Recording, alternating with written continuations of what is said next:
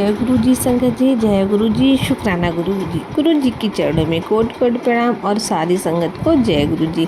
संगत जी, आप सभी संगत को करवा चौथ की बहुत बहुत बधाई। आपके सुहाग की गुरु जी रक्षा करें और आपके सुहाग को दीर्घायु प्रदान करें। संगत जी, आज हम शेयर करेंगे पार्वती माता और शिव माता की करवा चौथ की कथा।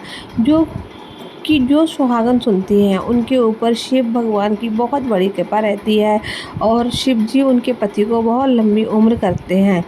तो चलिए संगत जी शेयर करते हैं। एक समय की बात है, कैलाश पर्वत पर भोलेनाथ को तैयार होता देख माता पार्वती बोली, प्रभु आप के लिए तैयार हो रहे हैं। भगवान शिव बोले, पार्वती बहुत दिन हो गए हैं पृथ्वी पर भ्रमण पर गए और तो सोचा आज चला जाता हूँ। अच्छा ऐसी बात है तो मैं भी आपके साथ चलूँगी।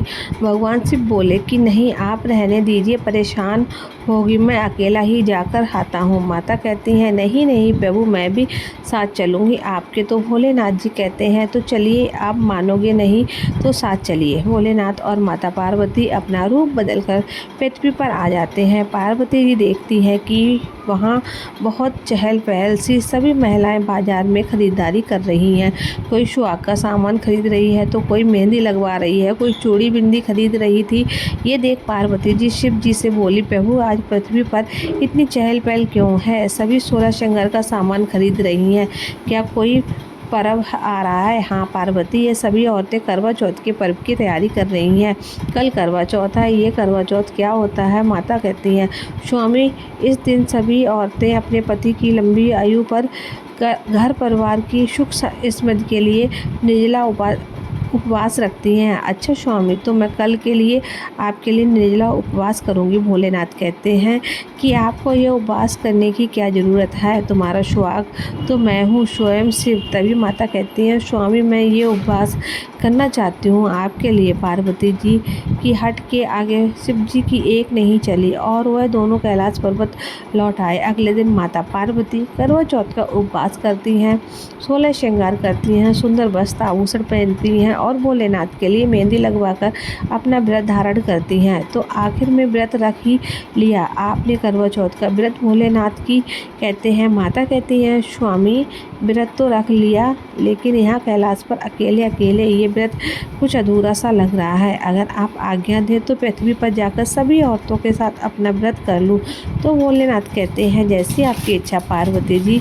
पार्वती अपनी पूजा की थाली तैयार करके पृथ्वी पर आ जाती हैं। एक गांव में पहुंचती हैं जहां सभी स्त्रियां 16 श्रृंगार कर पूजा के लिए जा रही होती हैं।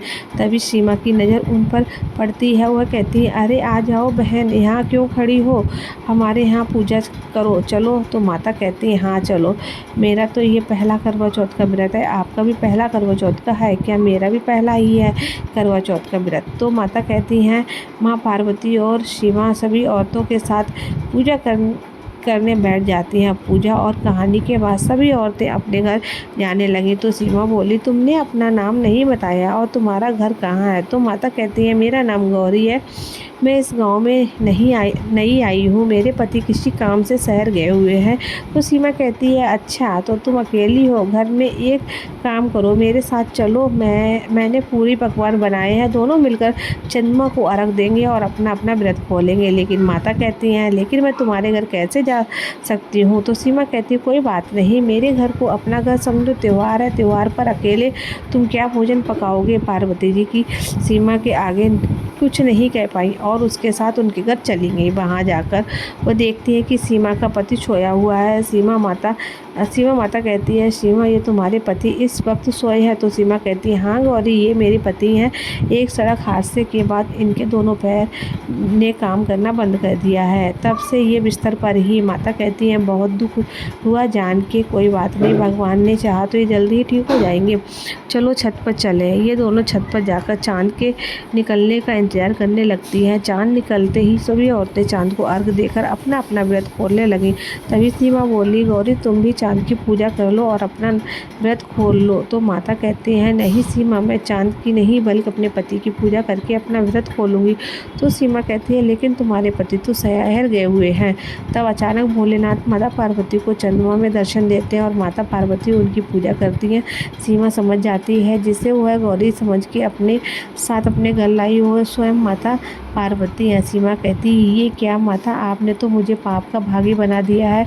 आप स्वयं मेरे घर आई हैं और मैं आपको पहचान भी नहीं पाई। माता कहती हैं, सीमा मैं तुम्हारे स्वभाव से बहुत प्रभावित हुई हूँ और मैं तुम्हारे पति को स्वस्थ जीवन और लंबी आयु का आशीर्वाद देती हूँ। ऐसा कह के माता पार्वती अंतर्ध्यान हो गई और सीमा का पति स्वस्थ हो गया। तो संगत जी, ये थी छोटी सी कथा माता पार्वती और भोलेनाथ की। तो संगत जी, ये कथा बहुत ही प्यारी है। आप भी माता पार्वती से प्रार्थना कीजिए कि आपको भी लंबी उम्र दे, आपकी शुआ की लंबी उम्र दे। चलिए संगत जी, मिलते हैं अगले सत्संग में। तब तक के लिए जय गुरु जी, शुक्राना गुरु जी, जय भोलेनाथ, जय पार्वती की।